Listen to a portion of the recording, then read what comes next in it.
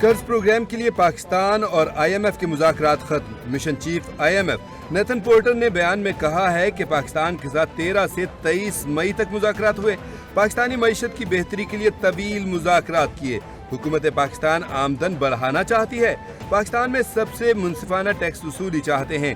مہنگائی کنٹرول کرنے کے لیے مانیٹری پالیسی استعمال کی جائے۔ پاکستان سے پالیسی مذاکرات جاری رہیں گے۔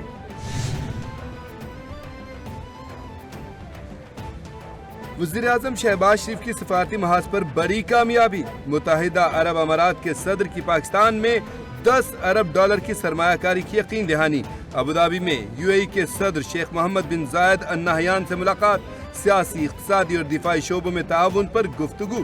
وزیراعظم کی طرف سے آئی ٹی، قابل تجدید توانائی اور سیاحت سمیت دیگر شعبوں میں تعاون کے فروغ کے عزم کا اعادہ کیا گیا۔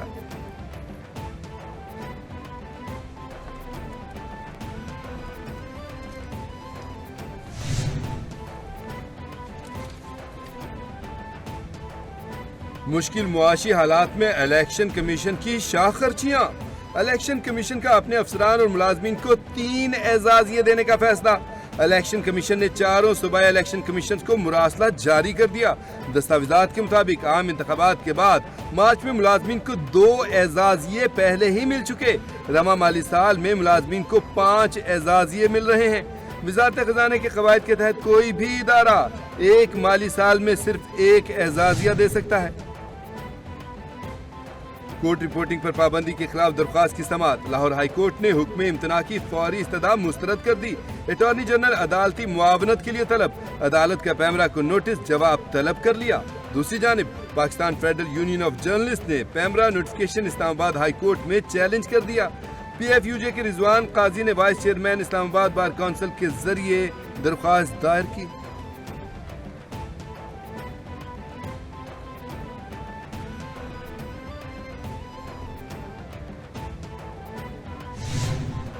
زمین کا غیر مجاز استعمال۔ سی ڈی اے نے پی ٹی آئی کے مرکزی دفتر کو سیل کر دیا۔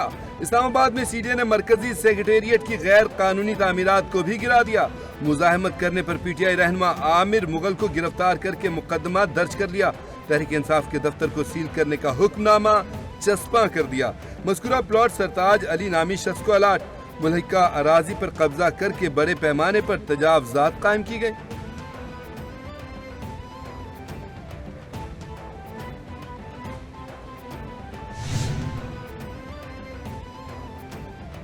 سی ڈی اے حکام کا کہنا تھا کہ سیاسی جماعت نے پلاٹ سے ملحقہ اراضی پر قبضہ کر کے تجاوزات قائم کر رکھی تھی۔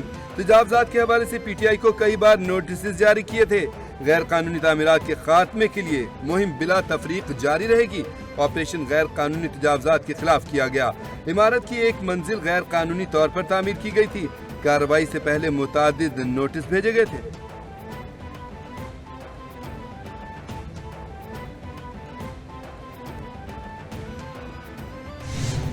یہ کوئی طریقہ نہیں ہے کہ رات 12 بجے آپ آ جائیں۔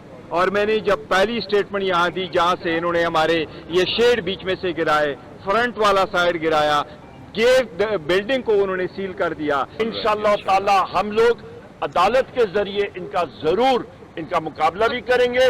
عدالت کے ذریعے ان کے خلاف ہم لوگ ایکشن بھی کریں گے۔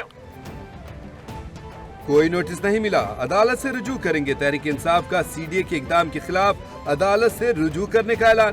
Chairman P T I barrister Gohar نے کہا ہمارے پاس سیکریٹریٹ پر تجاوزات کے حوالے سے کبھی کوئی نوٹس نہیں آیا۔ سی ڈی اے اہلکاروں سے پوچھا کوئی آرڈر ہے تو دکھائیں، مگر وہ نہیں دکھا سکے۔ اپوزیشن لیڈر عمر ایوب نے سی ڈی اے آپریشن کا معاملہ قومی اسمبلی میں اٹھانے کا اعلان کر دیا۔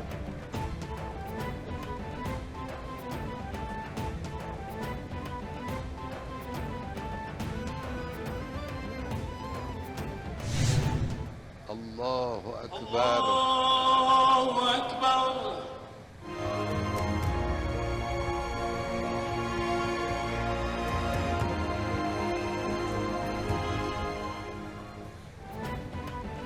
مرحوم ایرانی صدر ابراہیم رئیسی کو مشہد میں روضہ حضرت امام علی رضا علیہ السلام کے احاطے میں سپرد خاک کر دیا گیا۔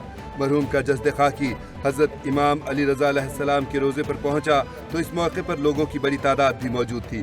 ابراہیم رئیسی اور ان کے رفقا کی نماز جنازہ بدھ کو تہران میں ادا کی گئی تھی۔ نماز جنازہ ایران کے سپریم لیڈر آیت اللہ خامنائی نے پڑھائی تھی۔ ایران میں صدارتی انتخاب اب 28 جون کو ہوگا۔ پنجاب اور سندھ میں ہیٹ ویو بدستور جاری۔ لاہور میں سورج آگ برسانے لگا، شہر کا درجہ حرارت 42 ڈگری تک جانے کا امکان۔ شدید گرمی کی لہر نے ملک کے بیشتر علاقوں کو اپنی لپیٹ میں لے رکھا ہے۔ محکمہ موسمیات کے مطابق سندھ اور پنجاب میں 27 مئی کے دوران درجہ حرارت 6 سے 8 ڈگری سینٹی گریڈ سے زیادہ رہنے کا امکان ہے۔ اسلام آباد اور گردونواح میں موسم شدید گرم اور خشک رہے گا، اور لاہور میں گرمی کی شدید لہر۔